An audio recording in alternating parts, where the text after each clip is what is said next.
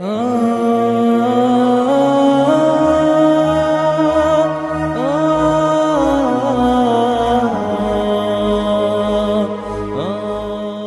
تعالیٰ کا احسان ہے اور کروڑوں شکر ہوں اس کے کہ اللہ جل جلالہ نے ہمیں ان لوگوں میں سے بنایا ہے اور ان لوگوں میں شامل کیا ہے جو اپنی زندگی کے مسائل کے لیے اس کے پاک حبیب صلی اللہ علیہ وسلم کی لائی ہوئی کتاب کی جانب دیکھتے ہیں، جو یہ سمجھتے ہیں کہ ان کے مسئلوں کا حل خود خالق کائنات ہی بتا سکتے ہیں، اور انہی کا بتایا ہوا حل واقعی حل بھی ہے جو پائیدار بھی ہے، دیرپا بھی ہے اور حقیقی بھی ہے۔ ورنہ انسان اپنی پریشانیوں، اپنے مسائل، اپنی دشواریوں، اپنی بے چینیوں، اپنی بے سکونیوں کے لیے کتنا مارا پھرتا ہے اور کہاں کہاں جاتا ہے، کتنے در کھٹکھٹاتا ہے، کتنی کوششیں کرتا ہے، اور وہ چاہ رہا ہوتا ہے کہ اس کو سکون مل جائے، وہ چاہ رہا ہوتا ہے اس کو کامیابی مل جائے، وہ چاہ رہا ہوتا ہے اس کو چین آرام مل جائے، لیکن چونکہ اس کی تلاش کی جگہیں غلط ہوتی ہیں، جہاں سے وہ حاصل کرنا چاہ رہا ہوتا ہے وہاں پر وہ رکھا نہیں گیا ہوتا، تو اس کی یہ ساری کوشش اور اس کی یہ ساری جد و جہد، اس کی یہ ساری بھاگ دوڑ، اس کا یہ سارا گھومنا پھرنا اکارت اور ضائع جاتا ہے۔ دیکھیں آج ہم معاشرے میں چاروں طرف دیکھتے ہیں تو ایک تصویر اور جو خاکہ ہمارے ذہن میں بنتا ہے معاشرے کا، گھروں کا، انفرادی زندگی کا، اجتماعی زندگی کا، اور مختلف جو شعبہ ہائے زندگی ہیں ہمارے، تو وہ نقشہ کوئی ایسا بہت مثبت اور کوئی بہت ہی سکون آور، کوئی بڑا ہی اچھا نقشہ ہمارے سامنے نہیں بنتا۔ جہاں پر بھی دیکھیں، جس سے بھی ملیں، جس کو بھی قریدیں، جس سے بھی معلوم کریں، تو ہر انسان ایک خاص قسم کی پریشانیوں میں مبتلا، اپنے اپنے میدان کے بقدر، اپنی اپنی چیزوں کے مطابق، جن احوال جن ظروف کے اندر وہ ہے اس کے مطابق ہوتا ہے، اور اس پریشانیوں سے نکلنے کی کوشش کے اندر بھی اس کے ساتھ ساتھ وہ مصروف ہوتا ہے۔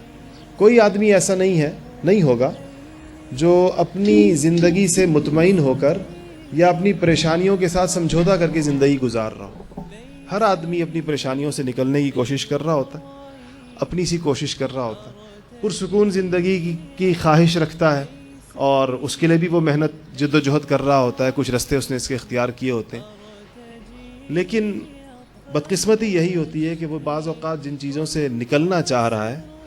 وہ اس کے نتیجے میں اور روز بروز اس میں دھنستا چلا جاتا ہے۔ یہ جو لوگ نشاور چیزوں کی جانب جاتے ہیں،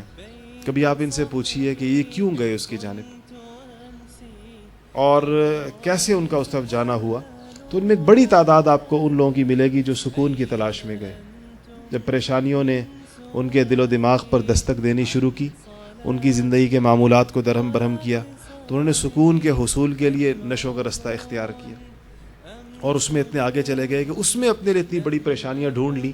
کہ جن پریشانیوں سے نجات کا سمجھ کر یہاں پر آئے تھے، اس سے بدر جہاں اور کئی گنا بڑی پریشانیوں اور مصیبتوں اور ہلاکتوں میں اپنے آپ کو ڈالا۔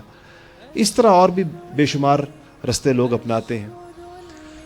اللہ جل جلالہ نے اپنی کتاب میں قرآن پاک کو، جو مسلمانوں، انسانوں، پوری عالم انسانیت کی ہدایت کے لیے آسمان سے آنے والا آخری پیغام ہے قیامت تک، صبح قیامت تک، اس میں اللہ جل جلالہ نے جا بجا مختلف تعبیرات سے، مختلف انداز میں، مختلف واقعات کے پیرائے میں، مختلف مواقع پر ایک ہی بات کو بار بار دہرایا ہے۔ دیکھا جائے تو ایک ہی بات کو مختلف انداز میں بار بار کیا گیا ہے اور لوگوں کو مختلف طریقوں سے اس کی جانب لایا گیا ہے۔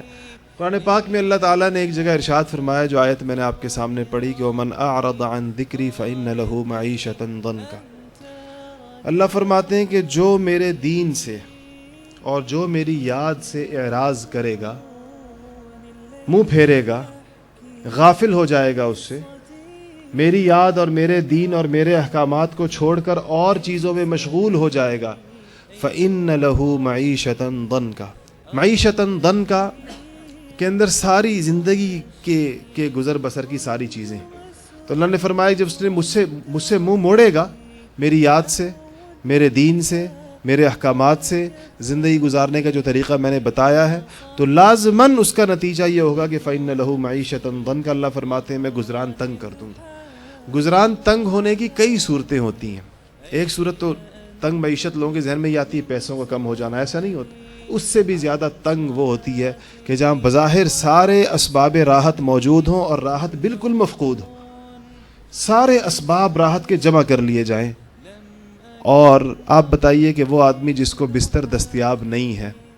بستر نہیں ہے سونے کے لیے، اگر وہ سو نہ پائے تو زیادہ بدقسمت ہے، یا جو لاکھوں کروڑوں کے بستر اور اسباب راحت سونے کے جمع کرے اور اس کو نیند نہ آئے تو وہ زیادہ بدقسمت ہے۔ ایک تو وہ جس کو بستر نہیں کہ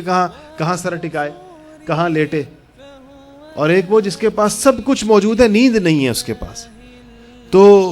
یہ جو معیشتاً ضنکا ہے، اس کی شکلیں بہت ہی مختلف قسم کی ہوتی ہیں، اور عام طور پر اس کا اندازہ انہی لوگوں کو ہوتا ہے جو ان حالات میں یا ان کو دیکھنے والے ہوتے ہیں۔